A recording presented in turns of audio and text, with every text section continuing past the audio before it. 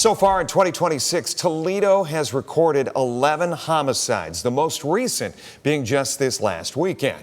Tonight, some people impacted by gun violence met with city leaders to discuss a question that often comes after tragedy. Can anything be done to curb the violence? Steve Iwanek spoke with panelists talking about gun violence prevention. Steve, it's a question that gets raised after every shooting, it seems. Correct, Kaylee and Jeff. Rooting out and preventing gun violence from even happening continues to be a challenge in the Glass City. And for city leaders that I spoke with, they tell me there's not one simple answer. But for the people who have lost someone, they say the first step is making sure we don't just count the victims.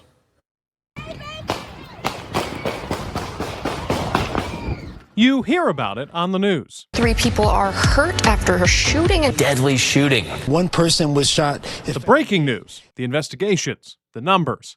But long after headlines fade, families still live with the impact. Sharon Henley knows it firsthand. I think what people tend to think is that we go on and we get better.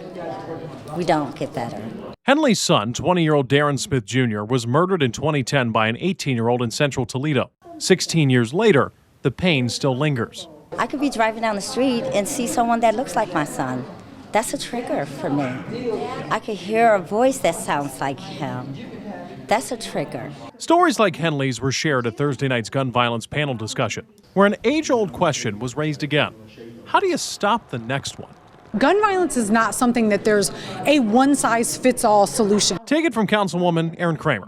She's been a part of Moms Demand Action since 2017. And as a new council member, she's led an effort to increase gun locks across Toledo since taking her seat last fall. I feel like every single thing we do makes a difference. But locks aren't the key to everything, though. Kramer says prevention goes beyond one program, one policy, and one panel discussion.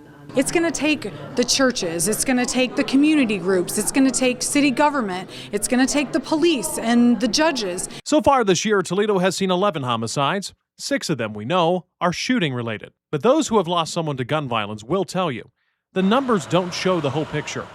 Behind every case number is a name, a family, and a story that doesn't end when the newscast does. Once I feel that people feel it, internalize it, have empathy for it, a difference will be made because they'll be standing up as well. Now, Henley says her goal in sharing her son Darren's story is to make sure families impacted by gun violence know they are not alone. City leaders say they plan to continue looking at prevention efforts moving forward, including more community outreach and possible changes to existing city policies like curfews. In studio, Steve Iwanek, WTOL 11.